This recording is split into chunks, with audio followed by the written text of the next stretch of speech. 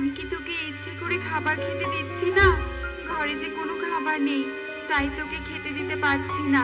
বন থেকে যে খাবার সংগ্রহ করে আনবো তারও তো উপায় নেই, কারণ বনে যে খাবারের সংকট দেখা দিয়েছে। এখন আমি তোকে কোথা থেকে খাবার এনে দেই বলতো? আমি এত কিছু জানি না। তুমি যেখান থেকে পাইছো আমার জন্য খাবার নিয়ে এসো। আমি আর এত কষ্ট সহ্য করতে পারছি না। মারে, তুই আর একটু কষ্ট সহ্য কর, আমি দেখছি টুনির ঘরে কোনো খাবার পাই কিনা। আমিও যে তোকে এভাবে কষ্ট দেখতে পাচ্ছি না। এই কথা বলে সখী পায়রা টুনির বাড়িতে যায় আর টুনিকে বলতে থাকে, টুনি বোন, অনেক বড় বিপদে পড়ে তোর কাছে সাহায্য চাইতে এসেছি। দয়া করে তুই আমাকে একটু সাহায্য কর।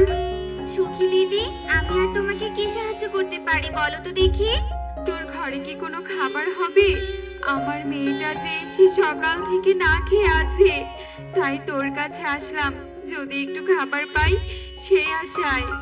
সুখী দিদি, তোমাকে আর কি বলবো, আমার মেয়েটাও যে না খেয়ে আছে, ঘরে কোনো খাবার নেই। কি যে করব কিছুই বুঝতে পারছি না।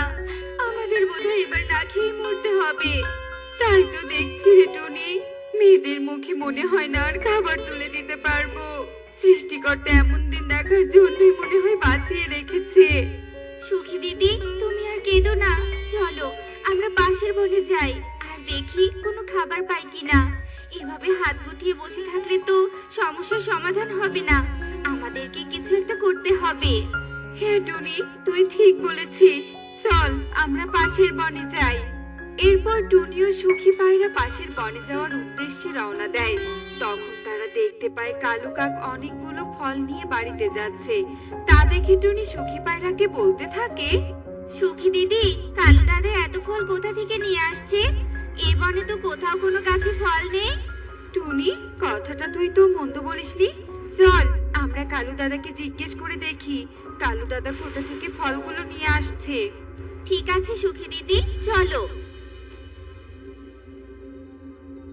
কালু দাদা, তুমি এই ফলগুলো কোথা থেকে নিয়ে এসেছো? এ বনে তো কোথাও কোনো গাছে ফল নেই, তবে কি তুমি অন্য বন থেকে ফলগুলো নিয়ে এসেছো?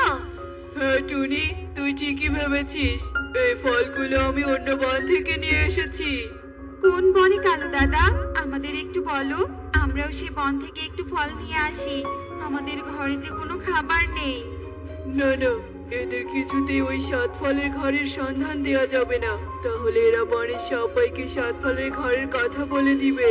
তখন সবাই সেখানে যাবে ফল আনতে, আর বনে খাবারের সংকট কমে যাবে। তা তো আমি কিছুতেই হতে দিব না। কি হলো কালু দাদা, তুমি কিছু বলছো না কেন? আসলে টুনি, আমি তোদের বলতে পারবো না আমি এই ফলগুলো কোথা থেকে নিয়ে এসেছি, তাই আমাকে তোরা বিরক্ত করিস না তো। তোরা যেখানে পারিস সেখানে গিয়ে খাবার খোঁজ। এই কথা বলে কালু কাক সেখান থেকে চলে যায়। টুনি, কালু দাদা তো আমাদের কিছুই বললো না, এখন আমরা কি করব?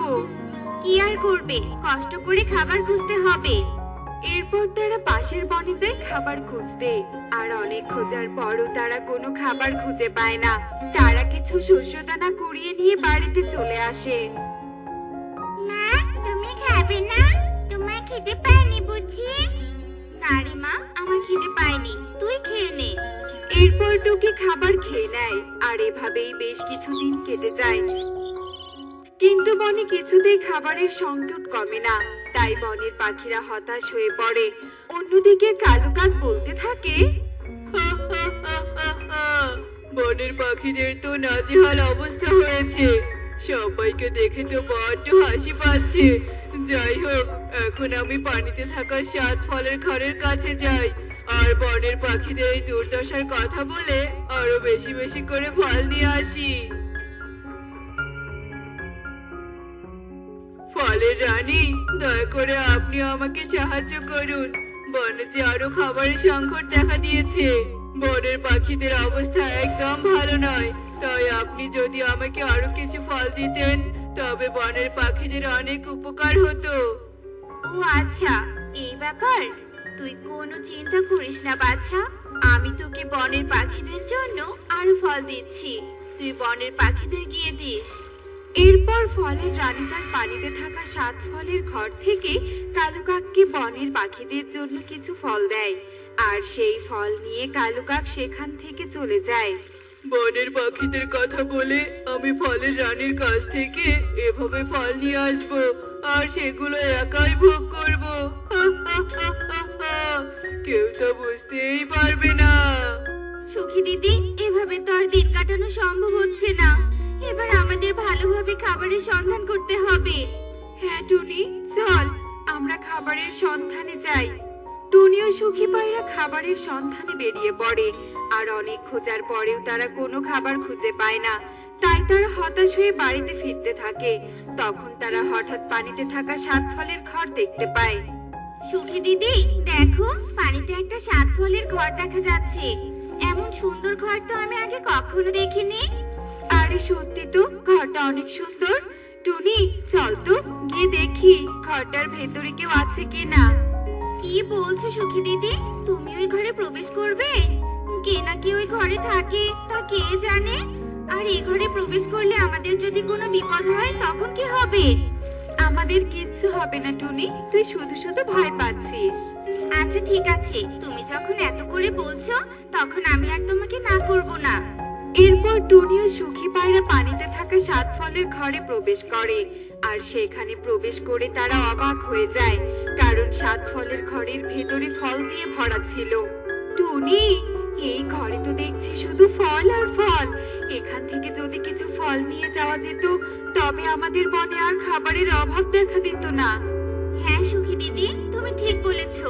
কিন্তু এই ঘরে কে থাকে? কাউকে দেখতে পাচ্ছি না কেন? এ কি বাছা, তোরা? তবে কি তোদের বনে আরো খাবারের অভাব দেখা দিয়েছে? কে তুমি? আর আমাদের বনে যে খাবারের অভাব সেটাই বা জানলে কি করে? আমি হলাম ফলের রানী, আর আমি এখানেই থাকি। আমার কাছে কালু কাক এসেছিল বনের পাখিদের জন্য ফল নিয়ে যেতে, কারণ তোমরা নাকি অনেকে অভাবে আছো। তাই আমি কালু কাককে বনের পাখিদের জন্য ফল দিয়ে সাহায্য করেছি। ফলের রানী, তুমি এসব কি বলছো? কালু দাদা তো আমাদের কোনো ফল দেয়নি। বনের পাখিরা তো অনেক কষ্টে দিন কাটাচ্ছে। কি? ওই কালু কাক তোমাদের কোনো ফল দেয়নি? তবে ও একাই সব ভোগ করেছে? আমার কাছে এত বড় ছলনা! আমি কালু কাককে কিছুতেই ছাড়বো না। ওর কর্মের শাস্তি পাবেই পাবে। আর তোমরা চিন্তা করো না, আমি তোমাদের খাবারের অভাব দূর করে দিব। তোমাদের আর খাবারের অভাব থাকবে না। তোমরা এখন থেকে এখান থেকে ফল নিয়ে যেতে পারবে। এরপর ফলের রানী টুনি ও সুখী পায়রাকে অনেকগুলো ফল দেয়। আর তারা ফল নিয়ে সেখান থেকে চলে যায়। এরপর থেকে বনের পাখিরা ফলের রানীর কাছ থেকে ফল নিয়ে আসে। আর একদিন কালু কাক ফলের রানীর কাছে আসে। দুষ্টু পাখি, তুই আবার এসেছিস? তুই আমাকে মিথ্যে কথা বলেছিস। তুই আর কখনো আমার কাছ থেকে কোনো সাহায্য পাবি না। তুই এক্ষুনি এখান থেকে চলে যা। আমার চোখের সামনে থেকে চলে যা। ফলের রানী, আমার ভুল হয়ে গেছে, আমাকে ক্ষমা করে দিন। ফলের রানী কালু কাককে কিছুতেই ক্ষমা করে না। তাই বাধ্য হয়ে কালু কাক মন খারাপ করে সেখান থেকে চলে যায়। আর বনের পাখিরাও আর কালু কাককে সাহায্য করে না। হায় হায় রে, আমি যদি বনের পাখিদের সাহায্য করতাম তাহলে ওরা আমাকে সাহায্য করত। আসলে আমি বনের পাখিদের হক মেরেছি, তাই আমার মনে আজ কোনো শান্তি নেই। দেখলে তো বন্ধুরা, ভোগে নয় ত্যাগেই প্রকৃত সুখ মিলে। তাই সব সময় অন্যের বিপদে আপদে পাশে দাঁড়ানো উচিত। এমনই সব মজার মজার শিক্ষণীয় টুনি পাখির গল্প দেখতে আমাদের সাথেই থেকো। আর গল্পগুলো কেমন হচ্ছে তা কমেন্টে জানাতে ভুলো না কিন্তু। Bye bye. আরে কালু দাদা, কাকুলি দিদি যে, তোমরা দুজন কোথায় গিয়েছিলে? বেশ কদিন তোমাদেরকে চোখে পড়েনি তো। পাশের বনে আমার মাসির বাড়িতে বেড়াতে গিয়েছিলাম। ফসল লাগানোর সময় হয়েছে বলে তাড়াতাড়ি চলে এলাম। তা তোমরা এবার তোমাদের জমিতে কোন ফসল রোপণ করবে? তরমুজ রোপণ করব ভাবছি। গ্রীষ্মকালে বনে অনেক গরম পড়ে। তরমুজ চাষ করলে বেশ ভালো দামে বিক্রি করতে পারবো। সে কি কথা, তোমরাও তরমুজ চাষ করবে? আরে আমিও তো মেসোর সাথে পরামর্শ করে এলাম। এবার আমরাও তরমুজ চাষ করব। তার আগে দেখি তোমরা তরমুজ চাষের পরিকল্পনা করেছো। আরে তুমি তাকিয়ে দেখছো কি? তুমি কিছু বলছো না কেন? আমরা তো মেশুর সাথে কথা বলে এলাম। হ্যাঁ হ্যাঁ, আমার বউ সত্যি কথাই বলেছে। আচ্ছা ঠিক আছে, তোমরা না হয় তরমুজ চাষ করো, ক্ষতি কোথায়? আমরা তরমুজ চাষ করবো বলে যে তোমরা তরমুজ চাষ করতে পারবে না তার তো কোনো মানে নেই। আমি বলি কি, এখানে দাঁড়িয়ে না থেকে তোমরা বরং বাড়িতে যাও আর কাল থেকে জমি চাষ করতে শুরু করে দাও। তরমুজ রোপণের সময় চলে যাচ্ছে কিন্তু। আর বলতে হবে না, আমরা যাচ্ছি। আমরা তরমুজ চাষ করার পরিকল্পনা করলাম, আর অমনি তোমরা তরমুজ চাষ করতে চাইছো? যত সব ন্যাকামি। কাকুলি বিরক্ত হয়ে কালু কাককে নিয়ে সেখান থেকে চলে যায়। আর টোনাটুনি কালু কাকার কাকুলির কথায় পাত্তা না দিয়ে জমি চাষ করতে থাকে। বউ, পাখা দুর্বল নাকি তোমার হাত দুর্বল বলো তো? বাতাস করছো কি করছো না? শরীরে তো বাতাসই লাগছে না। জোরে জোরে বাতাস করো বউ। আমি তো জোরে জোরেই বাতাস করছি। চারদিকে যে গরম পড়েছে, এই বাতাসে কি আর শরীর ঠান্ডা হয় বলো? কথাটা তুমি মন্দ বলনি। এই গরমে যদি তরমুজ অথবা লেবুর শরবত খেতে পারতাম তবে কিন্তু মন্দ হতো না। তরমুজ আর পাবে কোথায়? এখনো তো বুঝি বাজারেও তরমুজ ওঠেনি। তরমুজ বাজারে উঠতে আর বেশি দেরি নেই সুখী দিদি। এবার আমি আর কালু দুজনেই জমিতে তরমুজ চাষ করেছি। 1 মাসের মধ্যেই তরমুজের ফলন আসবে। এ তো খুবই ভালো খবর। বাজারে তরমুজ ওঠার খবর পেয়ে কেমন জানি শান্তি পেলাম। যাই হোক, তরমুজ না হয় 2 দিন পরেই খাবো। আপাতত তুমি আমাদের জন্য লেবুর শরবত বানিয়ে আনো তো বউ। গরমে যে গলাটা শুকিয়ে যাচ্ছে আমার। বান্টি কবুতরের কথা মতো সুখী পাড়া শরবত বানাতে চলে যায়। সবে মাত্র তরমুজ ধরতে শুরু করেছি। এসব তরমুজ দেখে টোনাটুনি নিশ্চয়ই অনেক খুশি হয়েছে। এবার আমি টোনাটুনি সেই খুশিটাই তুলিসাৎ করে দিব। সব গাছ আমি উপড়ে ফেলবো। আরে কালু কাকুলি যে, এত রাতে তোমরা জমিতে তরমুজ বড় না হতে কি তরমুজ পাহারা দিতে এসেছো নাকি? ধুর, সময় মতোই টোনাটা এসে হাজির হয়েছে। আমার পরিকল্পনা পুরোটাই ভেস্তে গেল। না না টোনা দাদা, তরমুজ পাহারা দিতে আসবো কেন? তরমুজ খেতে কি আর কোনো কাজ থাকবে না নাকি? তরমুজ চাষ করলে তো হয় না, তরমুজ খেতে তো সার সেচও দিতে হয় নাকি? সার সেচ দিবে ভালো কথা, তাই বলে কি রাতের বেলা দিবে নাকি?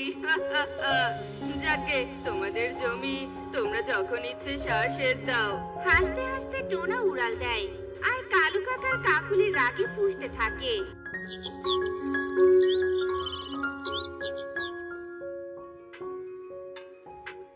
আরে টোনা দিদিজি, জমিতে তো ভালোই তরমুজ ফলিয়েছো। তরমুজগুলো আকারে বেশ বড় হয়েছে। তোমাদের দুজনের তরমুজের ক্ষেত দেখে তো আমার মনে হচ্ছে তোমার তরমুজ আগে বিক্রি করা যাবে। তাই বুঝি? আসলে তরমুজ ক্ষেতের জন্য আমরা অনেক পরিশ্রম করেছি, সময় মতো সার সেচ দিয়েছি। ভাবছি আর কটা দিন গেলেই তরমুজ বিক্রি করা শুরু করব। ততদিন তরমুজগুলো আকারে আরেকটু বড় হবে, তরমুজের রঙও লাল হবে, আর লাল লাল তরমুজগুলো বেশ চড়া দামে বিক্রিও করতে পারবো। টনি আর মিষ্টি দিয়ের কথোপকথন শুনে কাকুলি কাক রাগে ফুঁসতে থাকে, আর কিভাবে টনির ক্ষেতের তরমুজগুলো নষ্ট করা যায় সে চিন্তা করতে থাকে। আরে কালু, তোমার কি শরীর চলে না নাকি?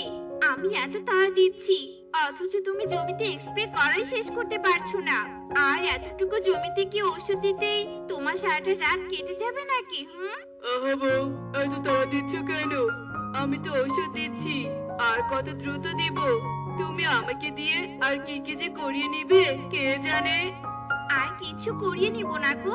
আমাদের জমিতে তুমি শুধু ওষুধটা দিলে পোকাগুলো আমি নিজেই টুনির জমিতে ছেড়ে দিব, যাতে টুনির জমি সব তরমুজ পোকা ধরে নষ্ট হয়। আর আগে আগে জমিতে কীটনাশক ঔষধ দেওয়ায় আমাদের তরমুজ ভালো থাকবে আর দ্রুত বড় হবে। আর কাকুলি টুনির জমিতে পোকা ছেড়ে দেয়।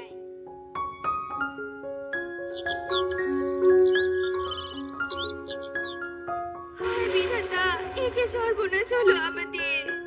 এই তরমুজ ক্ষেতের জন্য এত পরিশ্রম করলাম, এত কষ্ট করে তরমুজ উৎপাদন করলাম, আর এই শেষ সময়ে এসে আমার তরমুজগুলো এভাবে নষ্ট হয়ে গেল। আমার এত পরিশ্রম কষ্ট সব যে বৃথা গেল, বৃথা গেল। সত্যি টুনি, আমাদের ভাগ্য খুবই খারাপ।